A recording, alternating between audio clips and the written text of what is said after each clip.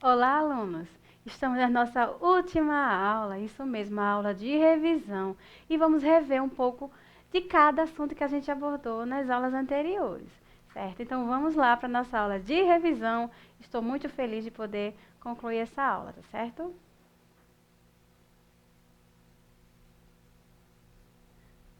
Vamos lá. Vocês viram nas aulas anteriores? Não sei se vocês lembram o conceito de biossegurança. Biossegurança nada mais é do que as normas, as regras voltada à prevenção, à proteção e o controle ou eliminação de risco. Que riscos são esses? Que possam interferir ou comprometer a qualidade de vida ou a saúde do trabalhador. Então, tudo aquilo que possa comprometer a saúde e a vida do trabalhador está envolvida nesses conjuntos aí de prevenção, de controle da biossegurança.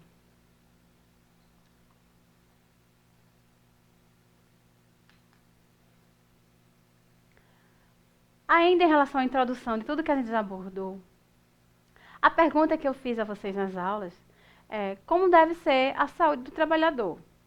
Que aspecto a gente deve considerar?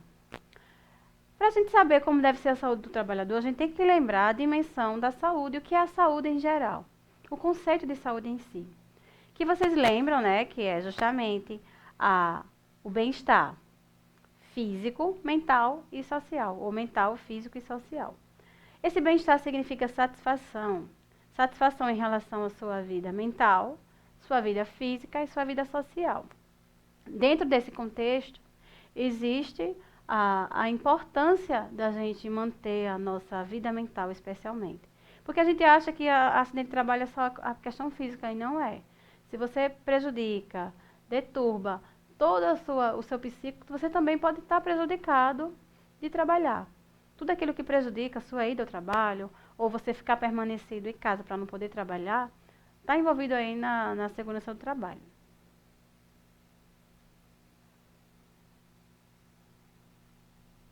Não sei se vocês lembram, mas como começou o desenvolvimento da biossegurança? Foi justamente na época de 1960 a 70 que começou a desenvolver essa biossegurança pela ação da indústria. Indústria poderia ser alimentar, farmacêutica, qualquer tipo de indústria aí começou a preocupação com essa questão da biossegurança. E foram surgindo então algumas normas de segurança do trabalho, bem como alguns procedimentos e técnicas de biossegurança como estratégia de diminuir os riscos de acidente. Porque nessa época, já em 1960 a 70, era observado muitos acidentes de trabalho. Então, por isso eles perceberam a importância já de começar esses assuntos, de começar essas abordagens voltadas à segurança do trabalho, à prevenção. Começou aí a importância da prevenção, a importância de se analisar os riscos. Dando continuidade, a gente está falando muito em risco, né? O início de tudo partiu dos riscos, conforme vocês viram aqui nesse slide. A questão de diminuir os riscos. Então, já nessa época, né, no final de 70, de 1970, a gente observa que já havia uma preocupação com os riscos. Então, eu trouxe para vocês nas aulas anteriores justamente a diferença que a Organização Mundial de Saúde disponibilizou para a gente sobre risco e perigo. Qual a diferença que existe? Certo? Justamente é essa. Perigo é a presença de qualquer agente causador de dano, com capacidade de ocasionar efeito prejudicial. Então, é a presença daquele agente, daquela substância, daquele equipamento, daquela situação, que pode danificar na saúde, pode causar, né, um efeito potencializador de prejuízo à nossa saúde. E o risco é a possibilidade, é a chance, a probabilidade daquele evento acontecer. Correto, gente? Quem lembra disso? Então, eu trouxe aqui essa imagem para ilustrar a diferença entre perigo e risco. O perigo, como eu já falei, é aquele agente que está ali com potencial de causar dano. Então, temos aqui a gasolina. A gasolina é o perigo. Qual é o risco? Qual é a chance de acontecer o dano através desse perigo? Justamente o incêndio ou a explosão, conforme vocês estão vendo aqui. No caso do ambiente, do hospitalar, no caso da questão da cozinha, de unidade de alimentação e nutrição dentro do hospital, o que é que acontece? Pensar ali, vamos visualizar um perigo que vocês venham à mente de vocês agora. Veio a minha, por exemplo, o gás. O gás é um perigo. Qual é o risco? Também incêndio e explosão. Me digam outro. Faca. Será que alguém pensou isso? A faca também é considerada um perigo. Ela por si só, a presença dela já pode ocasionar um perigo para alguém. Alguém pode. Qual é o risco? Se cortar, cair no pé. Digam aí outro. Pensem aí em outro perigo e um risco. Pensaram? Não sei se vocês pensaram esse, por exemplo, a questão da ausência do EPI. A ausência do EPI já é um perigo. Qual é o risco? Você se cortar por não usar uma luva, você ferir o olho porque não usou o óculos, e assim vai. Continuando, eu tenho essa imagem aqui, ilustrando justamente os tipos de perigos e os riscos que podem ocasionar. Então, temos aqui a altura. A altura é um perigo, que é que ela pode ocasionar? Queda. Deixa eu ver se eu amplio essa imagem que fica um pouco melhor.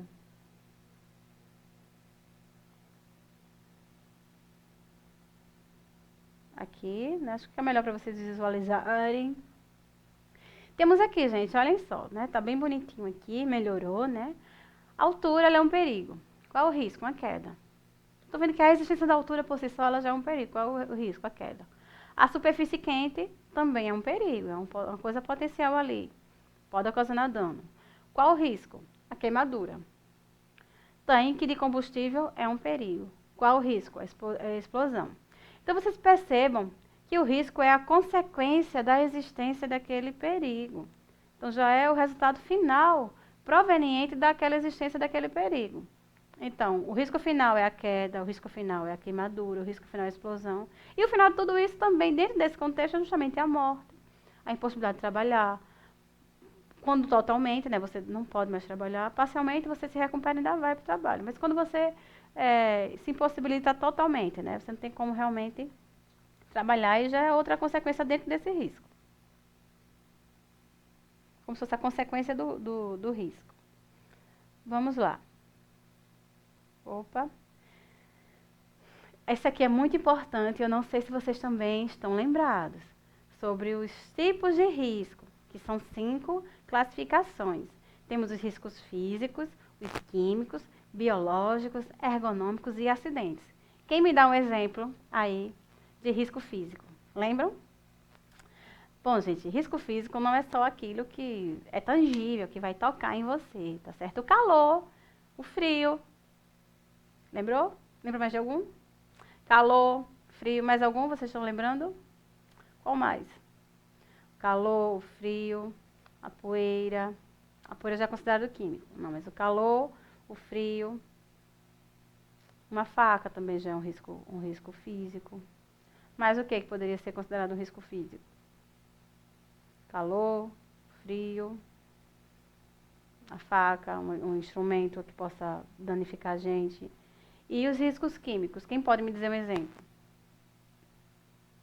Saneantes, os produtos de limpeza, pode ser um risco químico. Tanto para o alimento, para contaminar o alimento, como também quem está manipulando. Risco biológico. Quem lembra também? É mais fácil, né? Acho que é o mais fácil de todos, porque, por exemplo, risco biológico. Vem as bactérias, micro-organismos em geral, vem os parasitas, os fungos, dentre outros, que também oferecem um risco em menor e maior grau, a depender do tipo, né, de micro-organismos que a gente está falando, mas vai oferecer um risco para a saúde. Risco ergonômico. Quem lembra?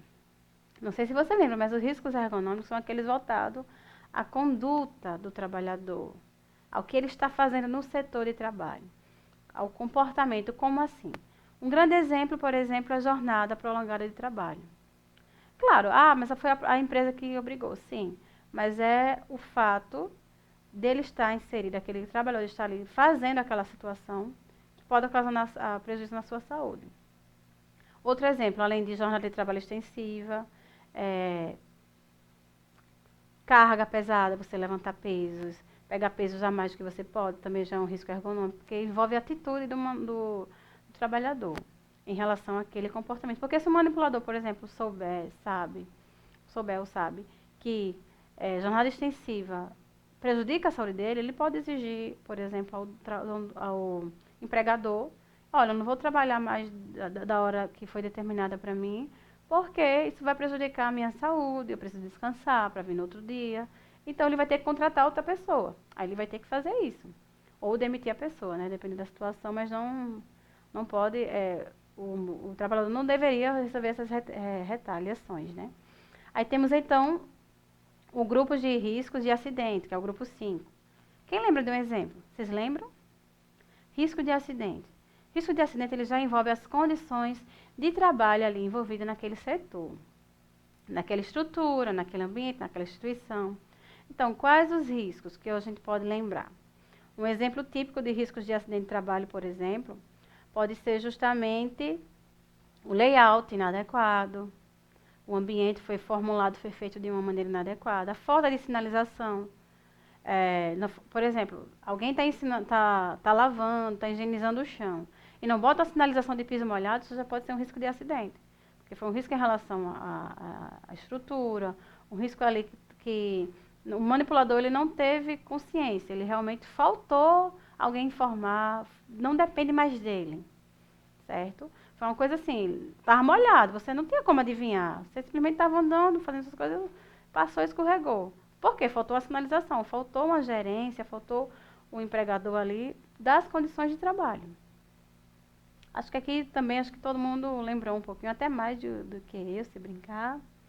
Temos aqui, né, a questão, por que a gente atuou, a gente abordou tanto nas unidades de alimentação e nutrição, né, que são os estabelecimentos que fornecem alimentos dentro do ambiente hospitalar. Então, elas são vulneráveis a uma série de riscos de acidente de trabalho.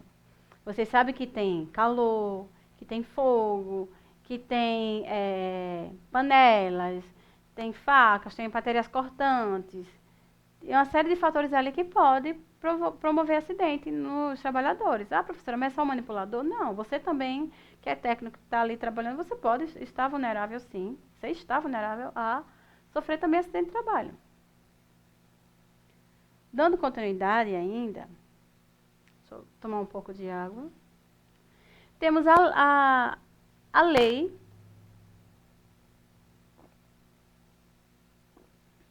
voltada à Previdência, né, no âmbito da Previdência Social, que já define o que seja acidente de trabalho. Vamos ler. É um acontecimento no exercício do trabalho, que pode levar ou com queimaduras, cortes, entre outras situações, ou mesmo perturbação funcional, que ocasione a morte, perda ou diminuição permanente ou em curto prazo da capacidade para o trabalho. Tudo aquilo que te impossibilita de trabalhar pode ser considerado um acidente de trabalho. Perturbação funcional se tem um dono, tem um gerente que está ali perturbando assim, a sua função, está dando condições inadequadas para que você trabalhe, que pode perturbar pode ocasionar a sua morte também, um acidente de trabalho. Um cortezinho, por mínimo que seja, que impossibilite de você manipular o alimento e ter que ficar em casa já é um acidente de trabalho. Ah, ficou com depressão, ficou com algum problema psicológico devido às pressões. Tem que investigar se realmente foi no âmbito do trabalho ou não, mas a gente sabe que o trabalho, quem é trabalhador, a gente sabe que vai tomar a maior parte do seu tempo. O dia tem 24 horas, a pessoa trabalha, né, quase a metade, né, grande parte do dia. Então, o ambiente de trabalho já toma conta da nossa vida, do nosso cotidiano. Tem que observar se realmente essa depressão, se esse desamor da sua vida pode ser realmente em decorrência do trabalho ou não. Se for mecanismos externos, aí não é acidente de trabalho. Mas se for uma depressão, uma situação ali de estresse exagerado, em decorrência do trabalho, aí já é considerado acidente de trabalho. Para vocês entenderem que não é só questão física, mas mental também. E a segurança do trabalho, ela depende do trabalhador, do empregador e das condições do ambiente de trabalho, que essas condições, quem tem que verificar é justamente o trabalhador, tem que dar as condições, o empregador também tem que ter responsabilidade com a sua saúde, certo? Porque ninguém vai ter, então esse empregador ele vai ter também que estar estar atento às condições de ambiente de trabalho para que possa exigir do trabalhador as melhores condições. Se ele não sabe dos seus direitos, ele não vai exigir. Não vai exigir que o trabalhador ele cumpra com o que tem que ser cumprido. Então, a unidade de alimentação e nutrição, as UANs ou as cozinhas, os serviços de alimentação e nutrição, eles têm justamente um ambiente vulneráveis a promover riscos de acidente. Por que isso acontece? Eles possuem riscos importantes de acidente devido ao grande movimento de pessoas, de funções, de preparações ali, assim como a falta de experiência do trabalhador. Se todo trabalhador tivesse treinamento realmente na prática, fosse instruído dos seus direitos, dos seus deveres, ele sabia justamente o que cobrar, sabia justamente como proceder. E é um ambiente que possui uma variedade de equipamentos elétricos. Então, tem equipamentos elétricos, tem um gás, tem forno, tem toda uma situação ali que, por si só, pela sua existência, já é um perigo que pode ter um risco ali sempre. Por que as unidades de alimentação e nutrição, elas são consideradas vulneráveis ao risco de acidente? A gente sabe que teve equipamento, teve pessoas, teve demandas, teve serviço, tudo ali vai ter uma possibilidade de risco, né, de perigo. Então vamos lá entender um pouquinho cada uma dessas demandas que a UAN ela oferece para o trabalhador que pode prejudicar a sua saúde. Exigência de uma produtividade em tempo limitado. Deixa eu grifar aqui com a canetinha que fica melhor. Vejam bem, gente. Produtividade, exigência de produtividade. Opa, não riscou nada? Como assim, rapaz? Vamos aqui. Exigência de produtividade de um tempo limitado. Então, às vezes, o trabalhador, o manipulador de alimentos no UAN, ele começa a trabalhar em um período específico, mas tem que produzir muito.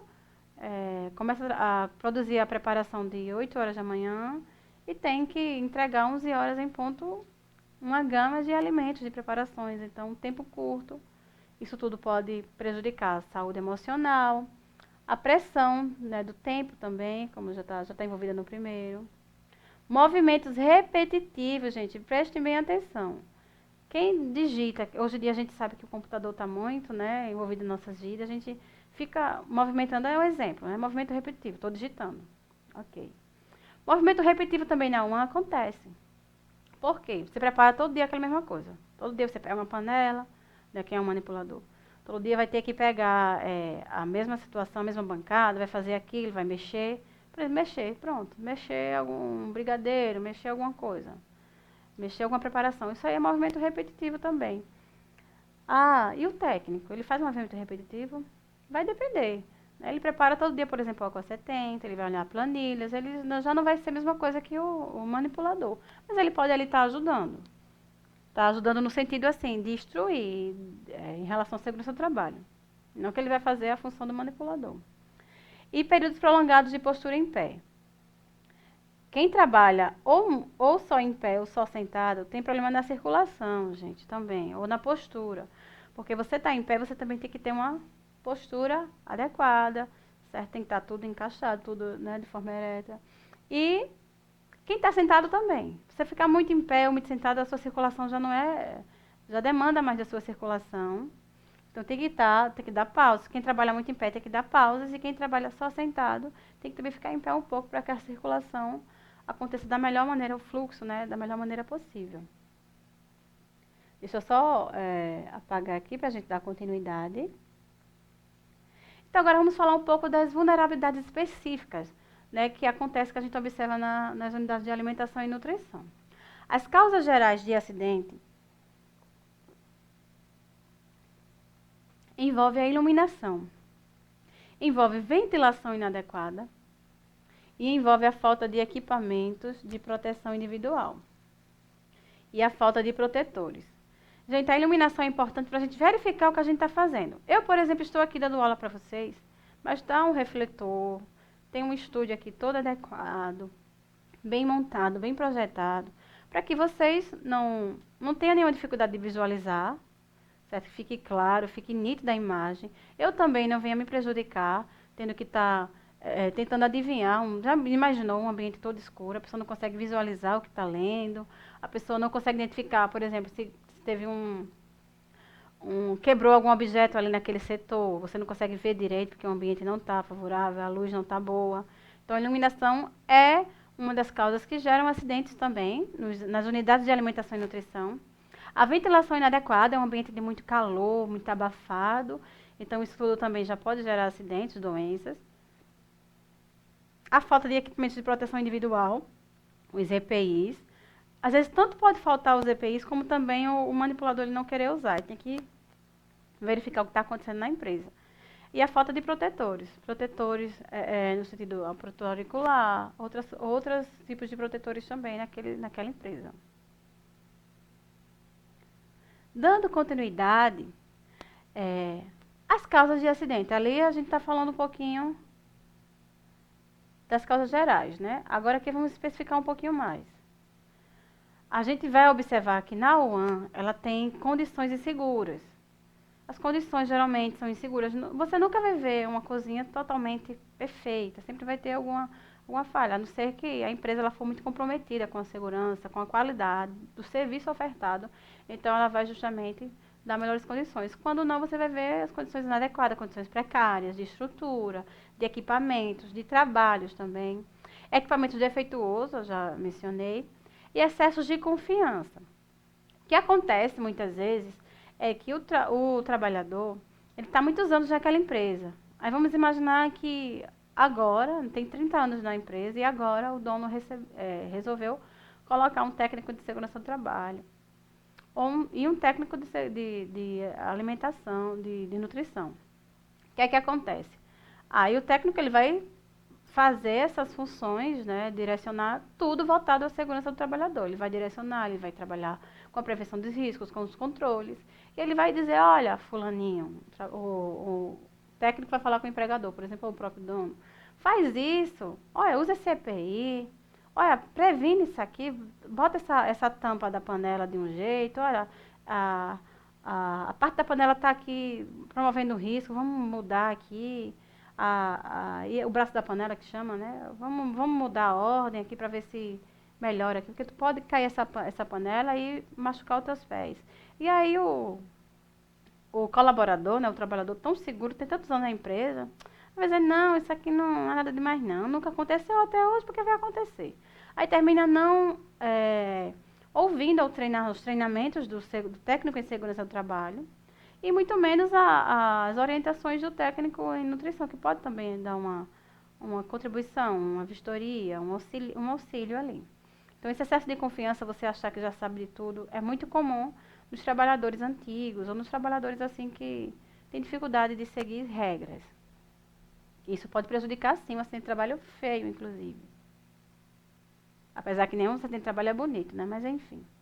Aí temos aqui a definição de controle de qualidade. Por quê? Porque tudo isso aqui, para minimizar esses riscos, essa vulnerabilidade, as causas de acidente têm que ser feitas a partir de um controle de qualidade.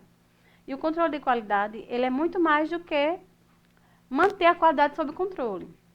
Quando a gente fala de qualidade, a gente fala de aceitação, a gente fala de treinamento, de planejamentos, de projetos, de gerenciamentos voltados à qualidade do serviço ofertado. Toda empresa ela vai fornecer um serviço, né? Um ANO vai fornecer o quê? A alimentação, refeições para os pacientes. Ela também pode contratar outras empresas que vão oferecer serviços dentro daquela sua empresa, voltada à segurança do trabalho para melhorar todo esse aspecto, porque é menos custo para o empregador quando as pessoas não têm acidente na sua empresa e é melhor para o trabalhador também.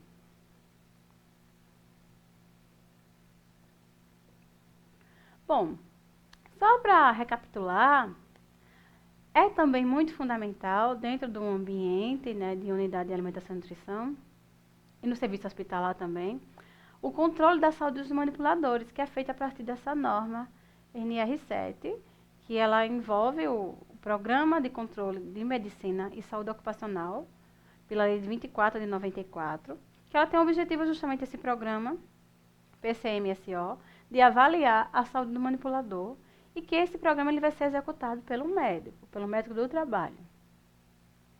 Dentro dessa norma, desse programa, ele vai instruir alguns exames que devem ser feitos tanto na admissão do trabalhador, como de forma periódica, de forma frequente, exames voltados à coleta de urina, de sangue, de hemograma, para investigar como é que anda a saúde do trabalhador.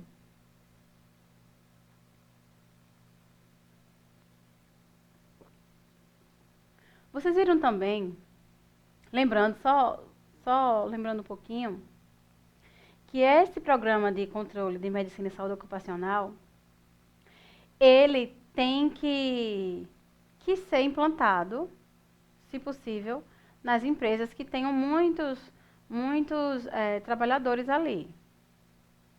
Quando não quiser implantar esse programa, quando não for necessário, então a empresa tem que ver parcerias com outros convênios de clínicas para poder fazer esses exames, porque esse programa já envolve tudo esses exames aí que eu já mencionei. E o mapa de risco, a gente viu que não adianta você só ter o controle da qualidade, não adianta você só tentar identificar os riscos.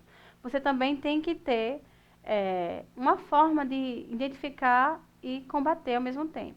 Então, o mapa de risco, ele surgiu, ele é importante para essa questão, ele surgiu decorrente de uma alta demanda de acidente de trabalho e grandes perdas, né, de vidas humanas, né, e econômica também.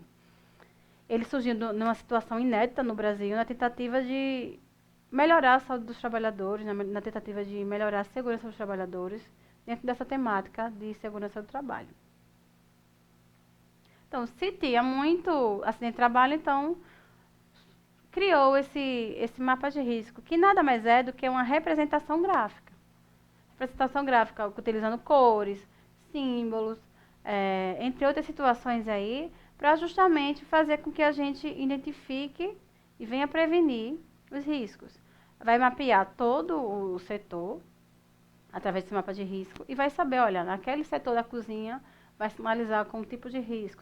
Qual é o risco? É ergonômico? É químico? Vai sinalizar com um tipo de código, a coloração específica, para dizer que naquela área, é uma representação gráfica, né, desenho, né? Naquela área vai ter justamente um risco. E aí vai ter que ser feito todo um levantamento para saber se já tem medidas preventivas, se não tem. Então todo mundo, esse mapa do risco vai ficar exposto naquele serviço de alimentação, naquela unidade de alimentação, e todo trabalhador ele vai saber que naquela área, quais as áreas que tem risco e o que deve ser feito.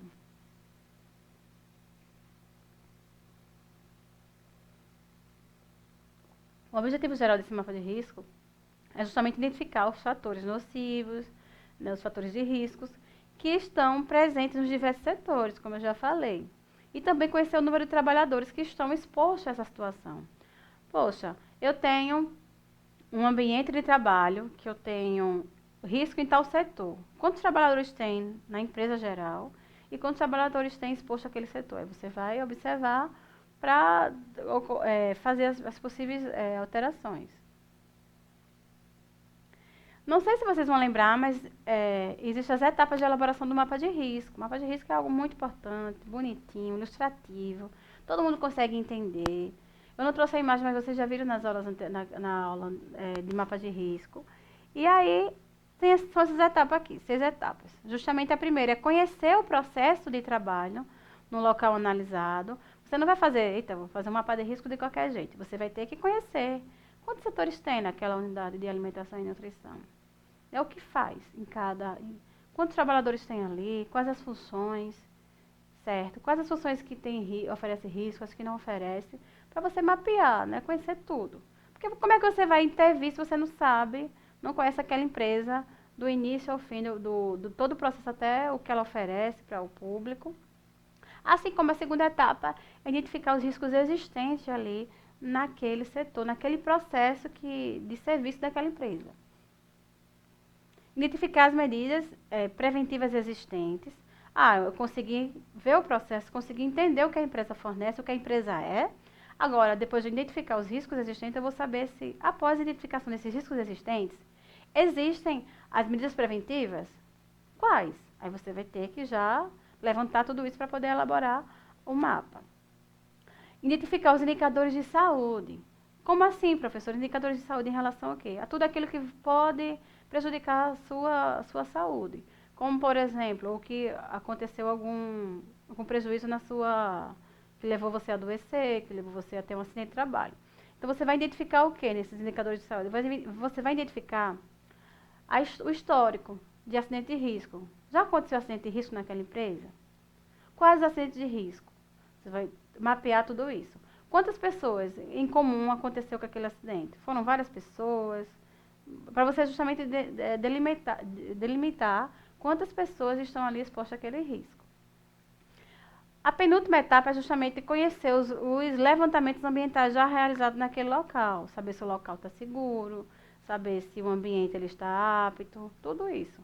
E a última etapa, que na verdade é justamente, né, o grosso da elaboração do mapa de risco, é elaborar o mapa de risco em si, né, fazer as representações gráficas a partir dessas etapas aqui. Então vejam bem que vocês perceberam que essas etapas aqui é como se fosse assim, ó.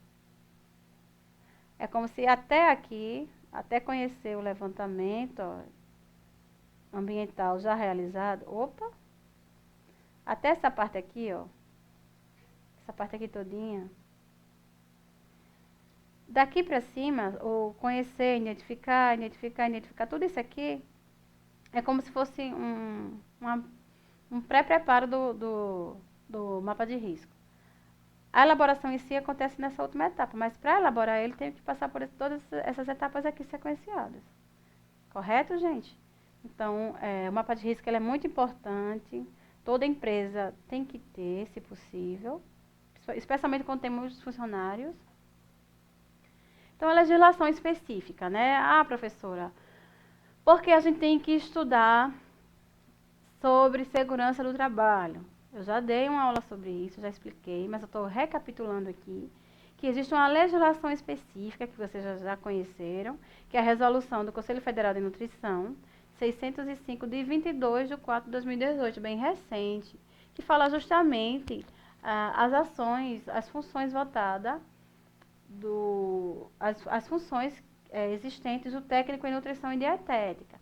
Então, lá vai ter uma lista de várias funções, de várias atividades que o técnico faz, mas vai ter também as ações voltadas à segurança do trabalho, né? Quando eu estava lendo, eu vi, olha, o técnico em nutrição e dietética, ele faz muitas coisas voltadas à segurança do trabalho. Ele tem como vistoriar, ele tem como auxiliar, contribuir, inclusive até na elaboração do mapa, a dar dicas, a dar informações, correto? Então, vocês então estão aprendendo sobre algo que na prática, nessa resolução aí, existe. Funções voltadas do técnico à segurança do trabalho, do técnico em nutrição à segurança do trabalho. Então, a gente está dando uma disciplina que tem a ver com o que vocês vão colocar na prática. É muito importante também, a gente sabe que tudo tem que existir regras, né? Para que as prevenções aconteçam. Então, existem as normas regulamentadoras, que elas são muito específicas à volta da segurança do trabalho. Não é uma lei abrangente, mas elas são normas específicas que vão direcionar melhor em cada situação, em cada tipo de riscos. Então, são requisitos e procedimentos de observância obrigatória, são obrigatórias as empresas privadas, públicas utilizar, né, que estão consolidadas pelas leis trabalhísticas, a CLT, tem que ter essas normas. Essas normas elas vão da norma NR1 até a 36. Então, são 36 normas regulamentadoras, né, de segurança do trabalho em geral.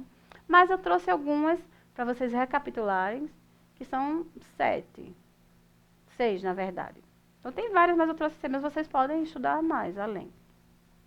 Temos a NR5, que ela já fala da Comissão Interna de Prevenção de Acidentes, da CIPA, que é só para relembrar, vocês já viram muitos na aula específica. A NR6, que já fala do EPI. Então, está com dúvida em relação à Comissão Interna de Prevenção de Acidentes, que vai prevenir esses acidentes, vai justamente atuar ali, uma comissão na empresa para prevenir isso. Então, vai na NR5. Ah, eu estou com dúvida sobre EPI. Você vai justamente olhar na NR6, que vai falar sobre equipamentos de proteção individual. Ah, professora, eu quero saber sobre mais detalhes sobre o programa da médico e saúde ocupacional, o PMSO. Aí você vai justamente na NR7, na norma, NR significa norma regulamentadora. Então, você vai na norma regulamentadora 7. Ah, professor, eu estou com dúvida sobre volta da máquina, segurança do trabalho, volta da máquina e equipamentos. O que é que eu faço? Você vai na norma NR12. Ah, eu quero saber sobre fornos. Aí vai na norma NR14 e sobre a ergonomia, sobre as condições, sobre o comportamento, tudo aquilo voltado ao lado psíquico, emocional e de trabalho do trabalhador. Aí você vai na norma NR17. Então, quem quiser detalhar mais, mas vocês também já viram um pouco de cada nas aulas anteriores.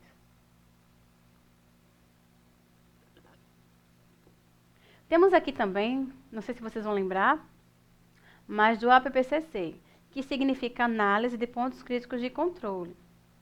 Vejam que não é só um fator, você precisa de lei, você precisa de normas, vocês precisam de um mapa de risco, vocês precisam de comissão, vocês precisam, na verdade, a empresa precisa sempre de um conjunto de fatores ali para poder atuar na prevenção e no controle desses riscos. Bom, gente, o análise de ponto crítico de controle, ela vai identificar os perigos presentes ali naquela empresa e após isso ela vai avaliar os riscos ali decorrente daquele perigo. E essa análise de ponto crítico de controle ela vai identificar justamente. Vocês lembram que para analisar o mapa de risco a gente tem que conhecer o ambiente, conhecer o trabalho, os setores? Então tem também na análise de ponto crítico de controle saber o processo todo ali daquela empresa, quais os setores, o que faz cada um.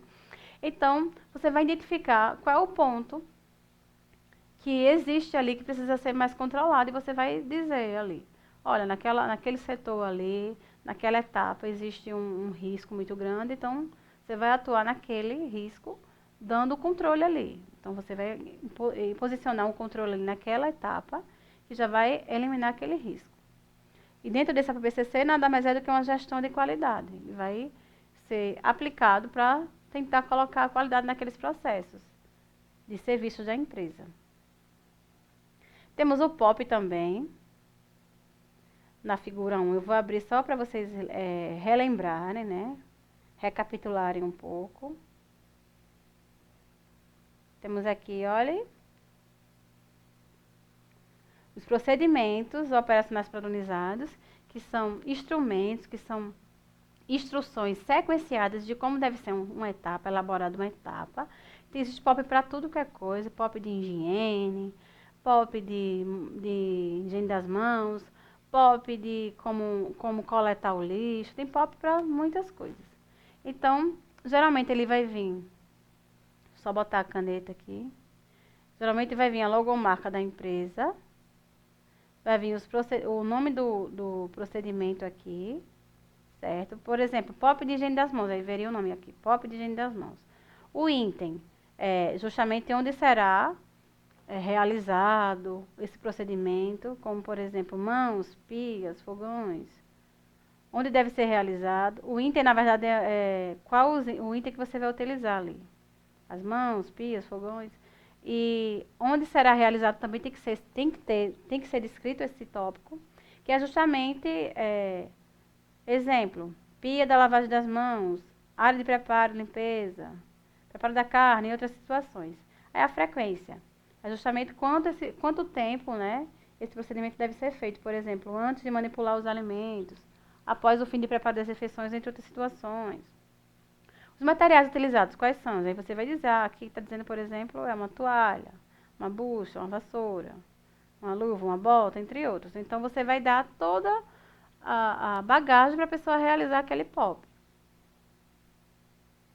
E isso é muito importante, sim, para prevenir os riscos de acidente.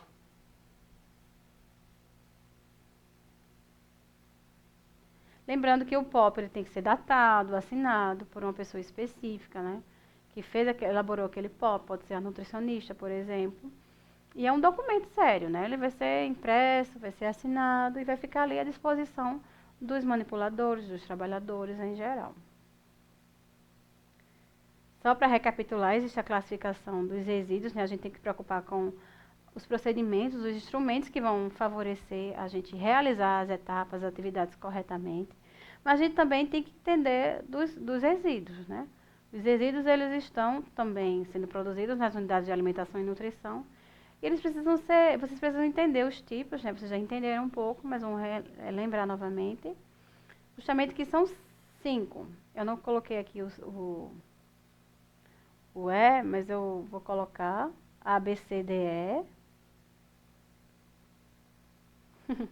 Então, o A, classe A, é justamente a presença de agentes biológicos. O B é justamente as características químicas. São aqueles resíduos de características químicas. O C já entra os resíduos radioativos. O D, os resíduos comuns. E o E já são aqueles resíduos pérforos cortantes. São aqueles resíduos que cortam, como faca. Então, deixa eu só tirar a borrachinha, limpar aqui. Então, aqui só para relembrar, existem os resíduos biológicos, são de origem biológica, como sangue, excreções. Os cortantes, como agulhas, lancetas. Os químicos, como os saneantes, desinfetantes. Bem como os comuns, como as fraldas, restos de alimentos, os radioativos, voltadamente nuclear, certo? E tudo isso aqui, conforme vocês viram na aula anterior, quem trabalha no hospital, no serviço de alimentação e nutrição, tem que saber qual é o tipo de resíduo que é produzido. Então, vocês viram que é justamente o comum é mais produzido no serviço de alimentação e nutrição, na unidade de alimentação e nutrição, né, como o resto de alimentos, a gente vai ser muito comum a gente observar. Essa parte aqui já não é tanto, mas pérfuro cortante também não é tanto, químico também não é tanto, mas o comum a gente vai observar mais. E as instruções gerais em relação... A gente teve uma aula de instruções gerais em relação à biossegurança no âmbito da alimentação e nutrição. E vocês viram a higiene, a importância da higiene, a importância de ter uma boa apresentação pessoal, a importância, a relevância de você saber, entender que você, estando higiênico, estando em boas condições de higiene, roupa adequada, tomado banho, cabelo estando sem barba, tudo isso pode influenciar justamente na ocorrência de doenças também. A gente sabe que a higiene ela previne doenças até para a gente mesmo. Então, você estando higiênico, tendo comportamento higiênico dentro do serviço de alimentação e nutrição, você também está favorecendo aquele ambiente. Temos também, vocês viram, o cuidado com o fogo, né? Que o fogo também, o calor, ele pode, sim, ser um potencial para incêndio, para prejudicar o trabalhador. Então, existem as instruções voltadas ao uso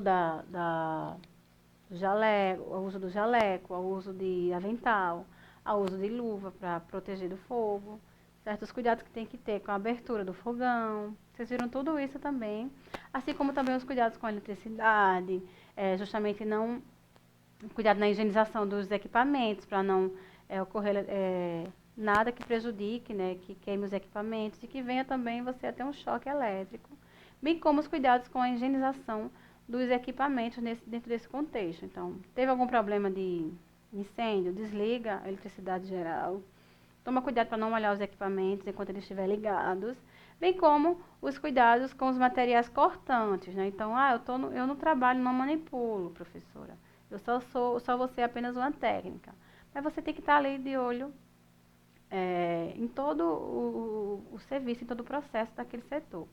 Então, percebeu que alguém quebrou alguma coisa, e quebrou um copo, quebrou um prato, e jogou no saco do lixo comum, não colocou numa caixa, não isolou, então você vai lá e instrui, olha, tá errado, tem que fazer assim, porque alguém pode pegar, se cortar quando for coletar esse lixo.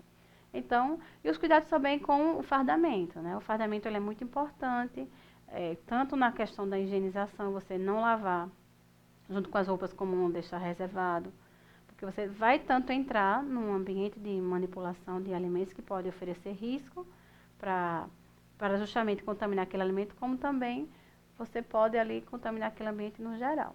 Então, são essas as instruções. Temos aqui as nossas referências, que geralmente são quase as mesmas. Eu espero que vocês tenham gostado das aulas. Espero que vocês utilizem todo o conhecimento que foi passado, um pouco de conhecimento partilhado com vocês, que eu tenho certeza que esse tema é muito relevante, tem sido muito importante, e cada vez mais a biossegurança está entrando em todas as áreas. Muito obrigada pela atenção.